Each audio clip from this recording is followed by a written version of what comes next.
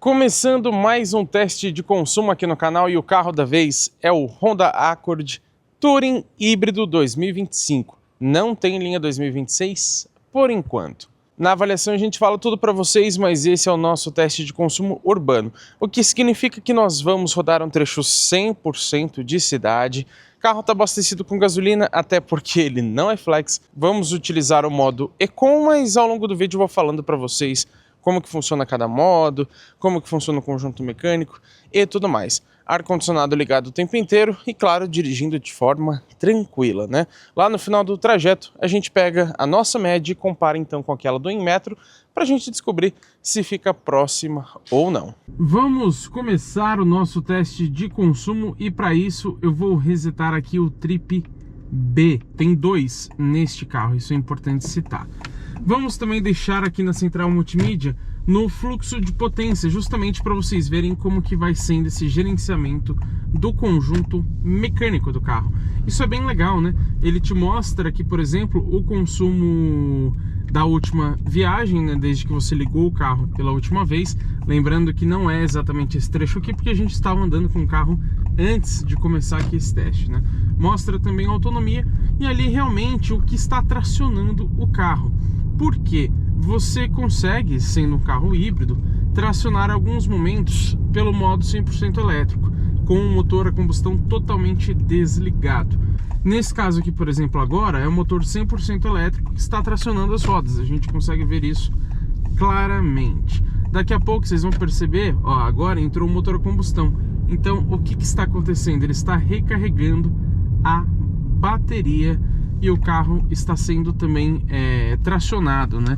Não diretamente pelo motor a combustão, mas sim pela energia que ele está proporcionando. Então o carro ainda trabalha em modo elétrico, mas o motor a combustão está ligado para recarregar a bateria. Deu para entender, né? E eu acabei fazendo essa explicação aqui do fluxo de potência do carro antes de falar do conjunto mecânico, mas vamos então citar este ponto que é muito importante.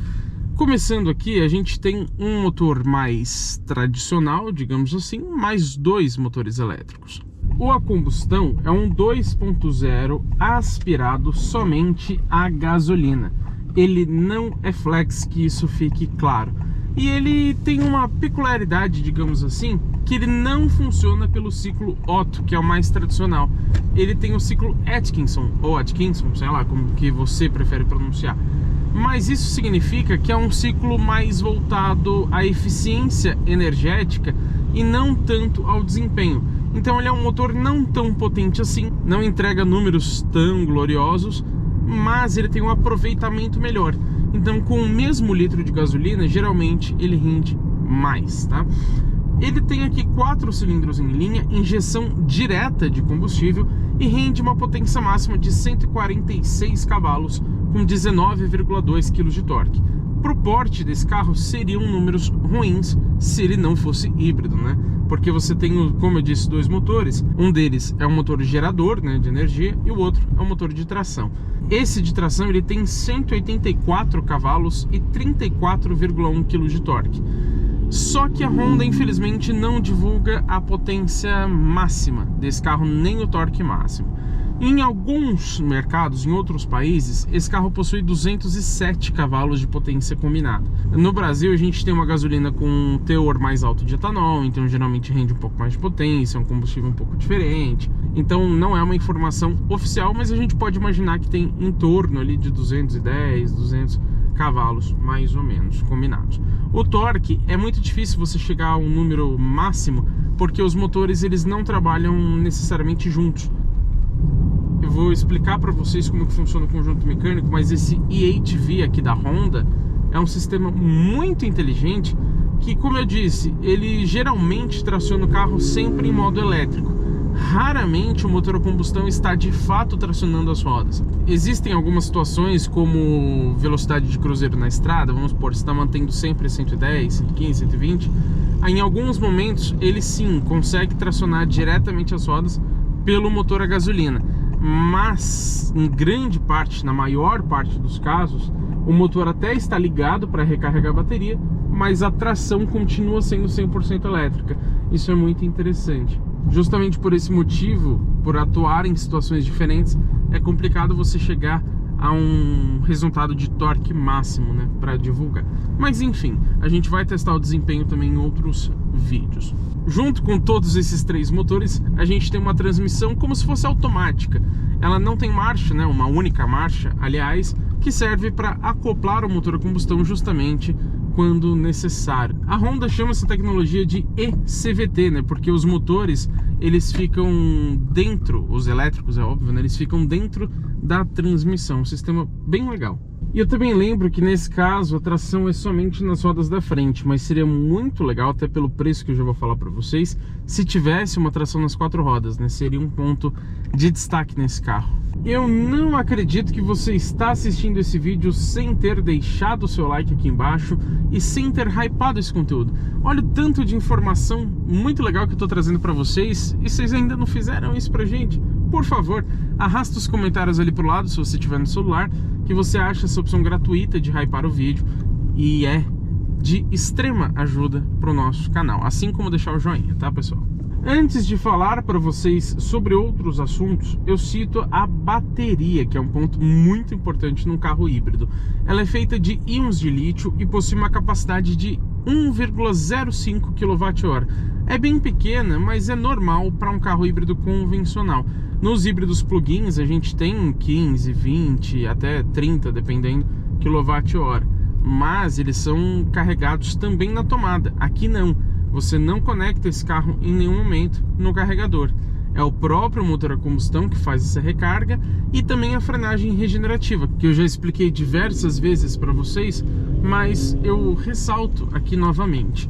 Quando você tira o pé do acelerador ou então você pisa no pedal do freio, o carro começa a jogar torque na direção contrária do motor para gerar uma resistência e justamente então carregar um pouco da bateria, né? Você transforma a energia cinética, que é aquela de movimento, em energia elétrica. Só que, claro, você está gerando uma resistência, então o carro está perdendo velocidade. Por isso que só funciona nas frenagens, né? Não dá para você fazer essa transformação de energia ganhando velocidade. Mas se você, por exemplo, pega uma descida muito longa, um trecho de serra descendo, é claro, né? Você consegue ver que você vai recuperando muito da bateria. E como ela é pequena, aqui no Accord, você vê bastante essa variação ali no indicador de energia da bateria que fica do lado esquerdo. Então você vê o tempo todo ela gastando, recuperando e etc. Estamos freando aqui, ó, do lado esquerdo ali, que é do medidor de energia, ele fica uma barrinha verde para indicar justamente o quanto estamos recarregando. Então é dessa forma que funciona a recarga de um carro híbrido convencional. Ou pela frenagem regenerativa ou pelo próprio motor a gasolina, ou flex que seja, né? Eu também aproveito esse momento para citar que esse carro tem alguns modos de condução e também uma espécie de econômetro ali no painel. Você tem dois, digamos que sombreados, né, duas luzes ali na parte de cima ali dos ponteiros, que são digitais, lógico, né? Tem a coloração verde, quanto mais você acelera, mais ela se apaga, indicando que você está gastando mais. Quanto mais verde tiver, mais você está sendo econômico. E sobre os modos de condução, são 4. Você tem o normal, o Eco eles chamam de Econ, na verdade, né? O Sport e o Individual. O Individual você seleciona individualmente, como o próprio nome diz. Se você quer, por exemplo, a propulsão Sport, Eco ou normal, mas se você quer o ACC mais econômico, a direção mais econômica ou coisas nesse sentido, você seleciona do jeito que você preferir. E tem mais 3 modos de energia. Você tem um botãozinho aqui, o E, indicando a parte elétrica do carro, que você seleciona entre o modo automático, que é o que nós estamos utilizando, entre o modo EV, onde ele vai rodar o máximo possível em modo 100% elétrico, né? Agora, como o carro é híbrido convencional, você sabe que você vai rodar pouco, mas serve, por exemplo, se você quiser entrar em casa mais silenciosamente, alguma coisa nesse sentido. E tem também o Charge, que aí ele vai realmente forçar o motor a combustão a recarregar a bateria, que serve justamente para você, por exemplo, guardar um pouco de energia para usar daqui a pouco, né? Então você fala, poxa, eu tô sem energia aqui, daqui a pouco eu vou chegar em casa, quero entrar silenciosamente, você usa o Charge para recarregar um pouco ali da bateria. Mas o próprio carro ele já vai ligando o motor a combustão para recarregar a bateria de forma automática também, como estamos agora, viu? Agora eu falo também sobre outros pontos muito importantes. O peso, que eu sempre gosto de citar, que segundo a Honda, nessa configuração única do Accord, é de 1.625 kg. É um carro pesado, né? Não dá pra negar. Pelo porte dele não é nada absurdo, sendo híbrido, né? Mas é bastante peso, sim. E o outro ponto é o preço, que também é bastante elevado, até mais do que o peso. Nessa configuração única, como eu disse, né, ele é vendido aqui no Brasil somente na versão Touring, que teoricamente seria mais completa, custa R$333 mil. Isso na linha 2025, porque ainda não chegou a linha 26 aqui no Brasil. O 25 foi lançado faz pouco tempo, inclusive, no final já de 2025. Você que acompanha aqui o GG Autos, como alguns amigos me chamam, você sabe muito bem que eu vou falar agora sobre a variação a cada teste, né? Isso é muito importante ressaltar. Por quê? A gente faz os testes em condições muito parecidas, porque a gente dirige de forma muito parecida, é sempre o mesmo trecho.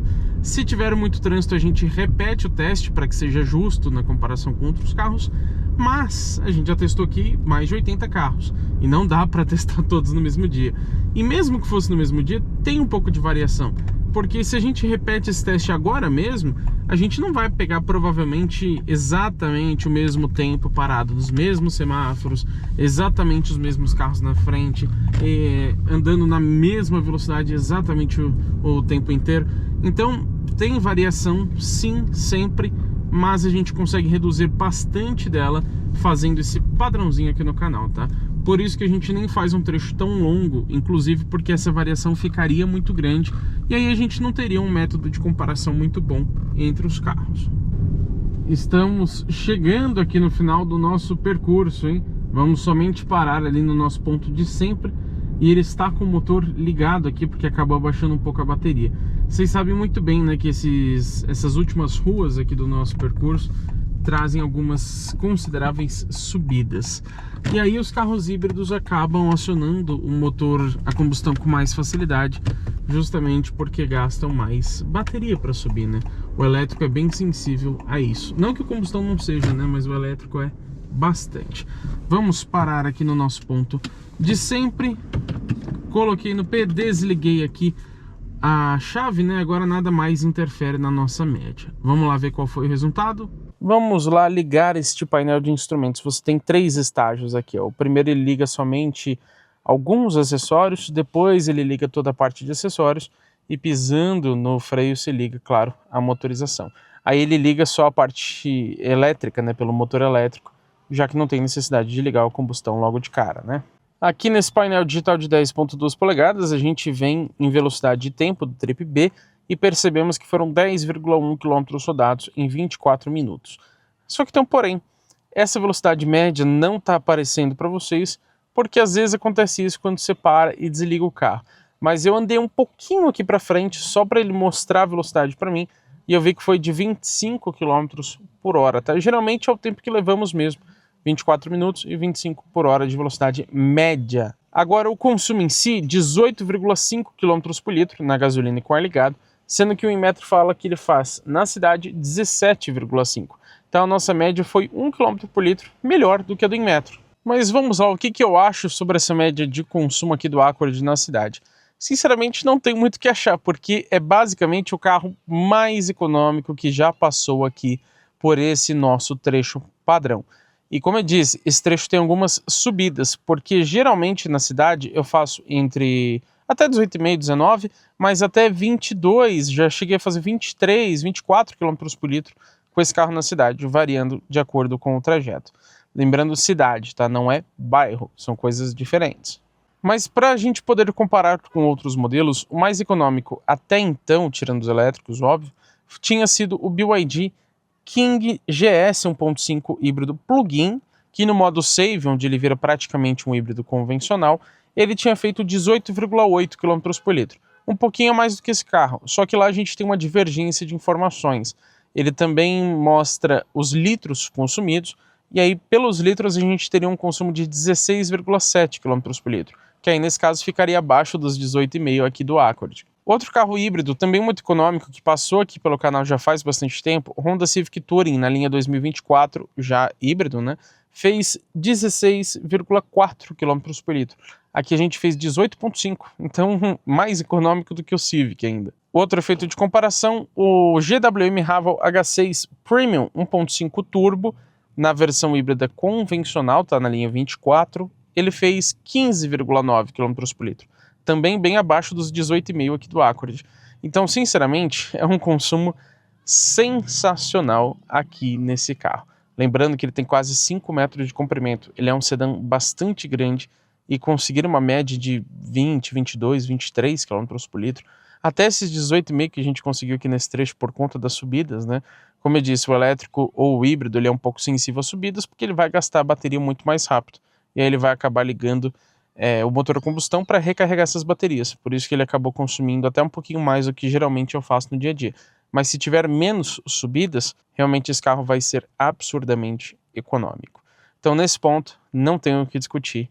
Consumo é um ponto extremamente positivo aqui do Accord 2025.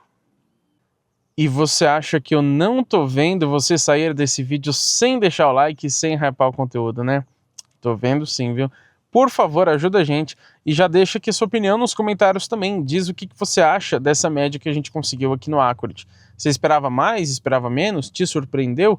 Te decepcionou? Comenta aqui que eu quero ter essa conversa com vocês.